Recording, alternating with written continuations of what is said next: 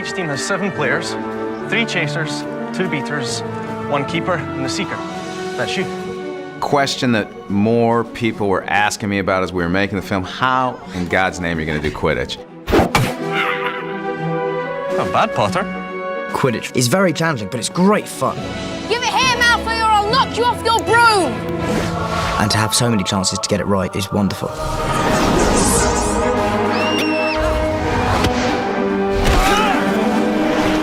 Technology is developing. Quidditch now is much better than it was on the first. The quaffle is released, and the game begins!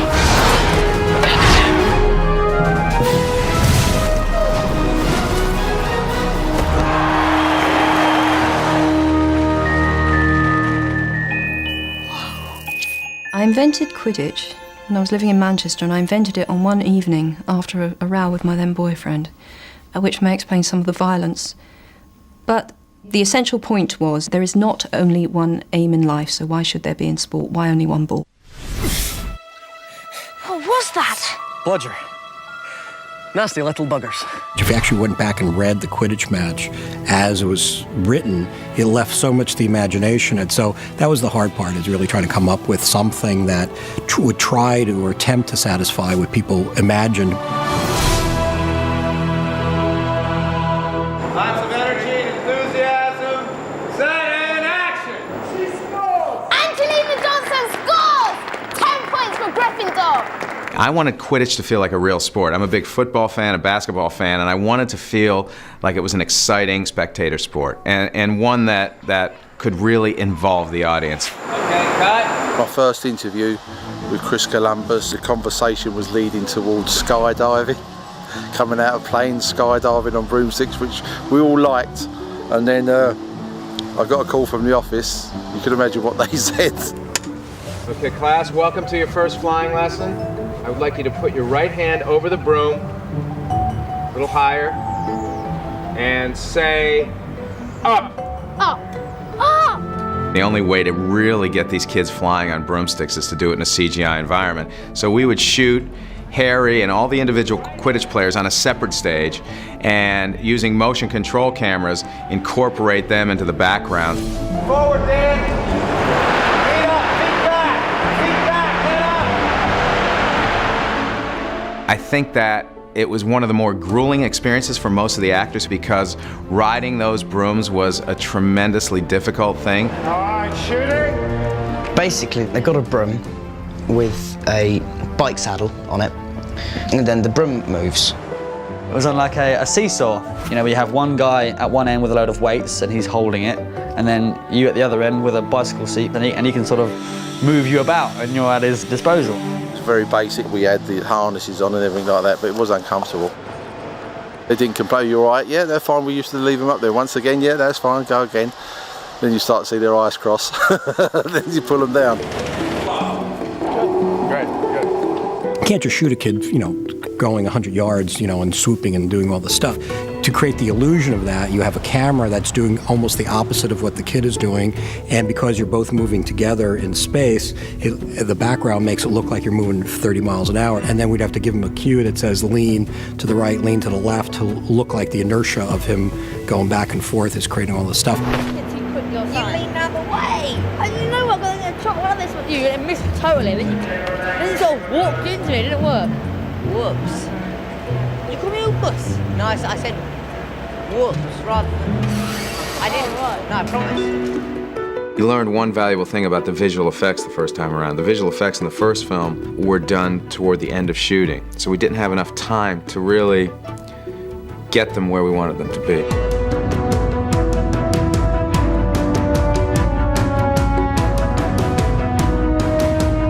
In the second film, I wanted the visual effects to be much better than the first. So what we did is we shot those sequences first. It really enabled us to spend 5-6 extra months on Quidditch. They'll track you over that way so you can lean that way a little bit, and as they bring you back over this way, you can lean the other way. Then the second movie, you get to say, oh, look, you know, here's what we did before, we could do better. It's like the Model T compared to the Thunderbird or something like that. Come on, Sid! But I wanted that flexibility once we got to the stage to shoot it a little bit more wild with the cameras, you know, as if we were flying along and more handheld. So it certainly had that much more energy. It may seem quite obvious now, but through the course of doing it, it became clear to us that when you have Harry closer to a surface, so if he's close to the ground or close to a wall, you're able to get a better sense of how quickly he's moving. You'll never catch me, Potter! So we have created this whole sequence that takes place in a trench, and that creates just more speed and makes it a little more dynamic. The Quidditch is, I say, a constant case of evolution. In many cases, we're rebuilding rigs as we go to accommodate the different requirements of any given shot or scene. You know, for example, Quidditch takes place in pouring rain. We've never had that before.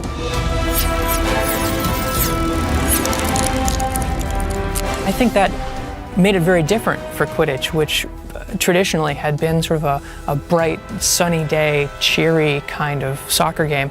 Now it's, you know, it's something a little darker.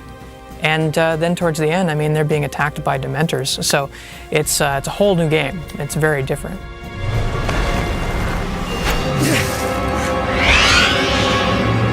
There is a limit to how many Quidditch matches you can have and have something different happen every time. And yet people expected Quidditch to happen. And, you know, it was a relief in Goblet of Fire where I was able to suspend all Quidditch matches because we have the Triwizard Tournament. But I never had to play the game. Thank God. I just had to introduce the teams. We did everything up to the point of kickoff, and then we cut away. Let the match begin! Biggest challenge working on the World Cup Quidditch was the sheer size of everything, having to build each and every little bolt and strut and support girder and seat and chair, everything that's in there, and then fill it up with 55,000 plus digital people. Where are you in that thing? It's behind the glass. Really? So you can't see you in that concept? Oh no! I'm I'm behind privacy glass. I don't like the common folk looking at me, you know? Yeah. Puts me off. Each of those films developed different ways of approaching the gameplay and illustrating the gameplay. And we came back on the 6th film to sort of really see it for the last time. I never got a chance to do Quidditch in 5 because it didn't really sort of serve the story as much. But in Half-Blood Prince, we have 2 Quidditch sequences. One's a kind of comic Quidditch trial. Ron's trying out for goalie. Keepers need to be quick, agile. I like my chances. So we have a sequence which is unlike any other Quidditch sequence because it's got some gags in it. And then we have a match, a full-blown match. We realised this was probably going to be the last time we have a Quidditch match, so we wanted to use everything that we'd learnt in the past and use the technology to push things and make it as dynamic as possible. David Yates gave us a wonderful brief in that he wanted to explore the way in which stunts and Quidditch flying and visual effects and CG all could work together in a very interactive way. So we were commissioned to experiment with the physicality of Quidditch and could really see what those rigs could give us. I mean, you think about Harry flying on a broomstick. Well, when we first built the broomstick rigs to fly him on, I think he weighed about 100 pounds. Now we're talking about grown men, literally. And it's a whole different technical scenario for us. The Matrix rig was brought over by Greg Powell, our stunt coordinator. We can rotate horizontally and vertically and move up and down, in and out, all at the same time on that rig. We had a thing called the Russian swing, which is something they use in the circus, and we had 2 of them, and they would swing at the same time, and then we'd jump off and we'd have mid-air collisions as if you were flying a broomstick. That was pretty much, I think, as close to flying you would get without actually having anything else assisting you. 1, 2, 3, up, land, straddle. There you go. Okay. We did a lot of trampolining with a broom. Nice, there you go, perfect, cool. This is quite tricky filming that because there's nothing to react to. You really have no idea what's going on. Start the wind. You just have to remind yourself that it's going to look great, and you just have to hope it does. Quidditch really was like taking a visual tour around the inside of my own head, because that really is how I've imagined it for over 10 years now. It's cool, I think it really shows in the films to when you kind of look at the most recent Quidditch. It's improved amazingly. It is this very fast-moving game, and of course when you're actually watching it, you fully appreciate that. We've got a game to win.